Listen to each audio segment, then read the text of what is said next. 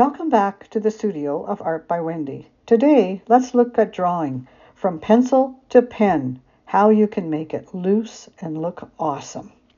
To start with, let's take a look at the flower. I picked a dandelion because it had some nice lively leaves, and it was a good opportunity to teach you how to do some lively ink drawing lines to make these leaves come alive. The first thing I look at is this long line here, and I compare it to this distance here. And you can see this line here is a little bit shorter, but these are my basic shapes that I'm going to look for in setting it up. So to begin with, I'm going to do the line, which would be approximately from here to here. And then I'm going to look at this shape here, which is almost like a sausage, and placing this where it should be. So I'm going to draw my sausage, and as you can see, this leaf here is going to have to go off the page if I'm going to make it this big. So first of all, I'll draw that sausage and then evaluate. This line and sausage shape has definitely set up the size of my drawing and the comparison. If you notice, this line is almost in the middle between the two. This distance from here and here, here and here, is a little bit more than the length. This is probably a touch longer, that size there. Okay, now I can go ahead and draw. And so to do that, I would pick a starting point. There's no special starting point in any drawing. But for me, I'd like to start, I think I'll start with this fellow here, because he's right beside this piece here and it gives me a way of moving forward. So I would take a look at him. He's slightly off the center from my line that goes up. He goes up, and I'm not worried about the detail of him. I'm just going to get his shape. And he's sort of comes down to here. And let's take a look. What is the relationship between him and this full piece? I'd say this is about halfway, and he's less than half. So if I go here, I would say this is about halfway. He's probably a touch tall, so let's just cut him off a little bit and make him a little bit shorter. Okay, once you've made your change, then you would erase the other part. After drawing my first petal, a leaf, I'm now going to go to the one next to it, because this is the one that I have a relationship with for my first part. So looking at the space, I would take it up. It overlaps. It has a little clerk here and then goes over. It kind of goes up and around in here. And the thing I want to make sure I have is that loop there. So now I'm going to place that line, and it's going to come up, and then it's going to come down and off to the edge. That helps me also do this part of the petal up here. And it also gives me that little tuck in there. This here, we now can go ahead and finish this, and this is going to come up to here. The other side is over here. Now I'm as you can see, I have a bit of the detail, but I'm not worried about a lot of the detail. Right now I'm just putting in where things are. Once you have a section drawn that you're happy with, and I'm kind of happy with what's going on here, this has got to be a little bit thicker. Goes to there. I can't draw this area here because that's my new leaf. So now I'll stop and erase the lines that I don't need. Like for example, these ones in here. So now I'm ready for the next leaf, and I'm working around the leaves because as I draw each one, it gives me information on where the next one goes. Okay, I finished drawing all the pieces in here, and you can see here's my original sausage, and I did keep my work inside that, although there's a few places where it went out, which is fine. This was a gesture, just a guess at the shape. It wasn't an exact thing, but it encapsulated the leaves. So although I could make them lively and moving, I did keep them within that shape.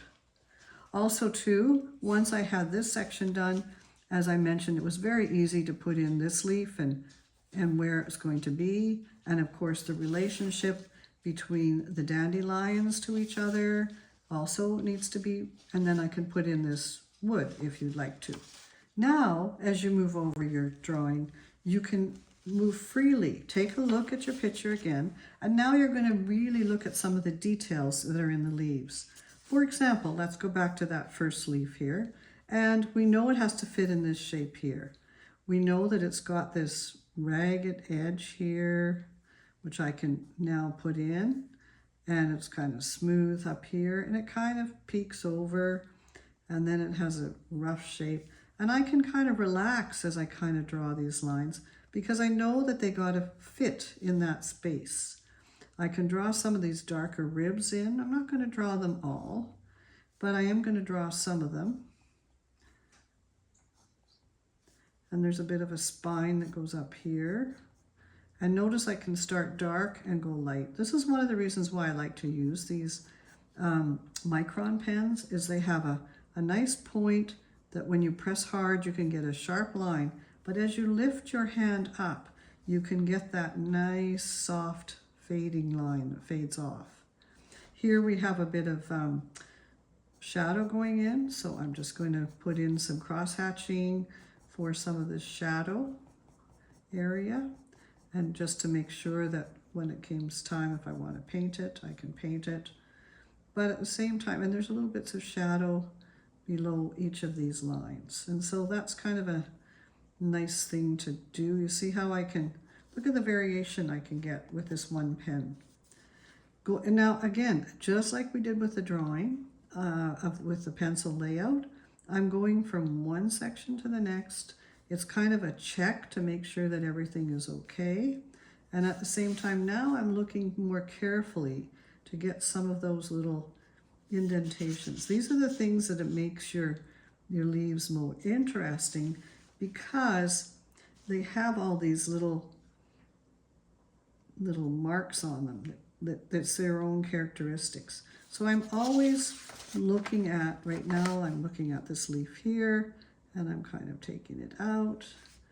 I'm going to come from here and put in some of those little bumps, maybe a little bit of a wrinkle, and this kind of thing here.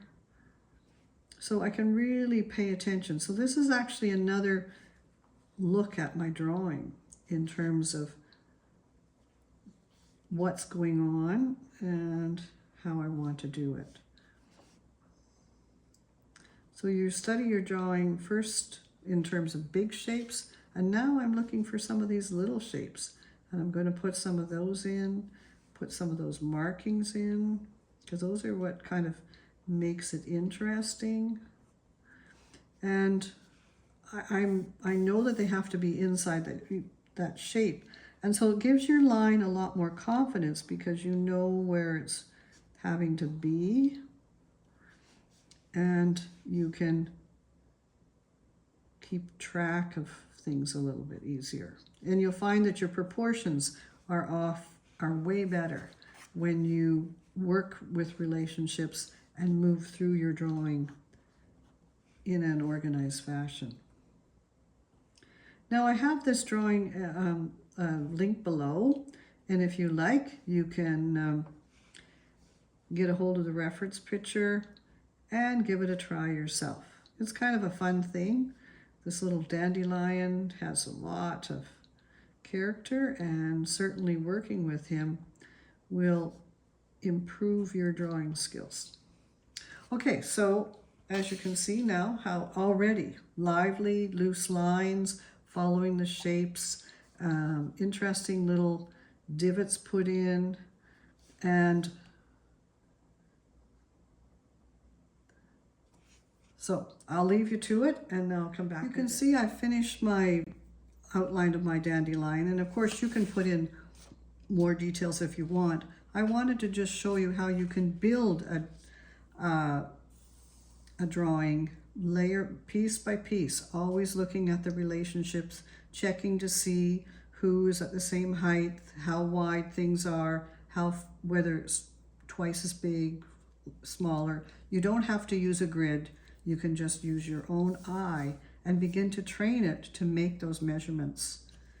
Anyway, have fun with this, and if you'd like a copy of the picture, it's available. And I also did the picture in color, so I'll show you this as well. Wendy teaches outdoor sketching classes in the summer, and she teaches in her studio and online throughout the year. Wendy produces original work in pencil and in watercolor. She completes commission work, particularly pet portraits, and produces cards and prints from some of her work.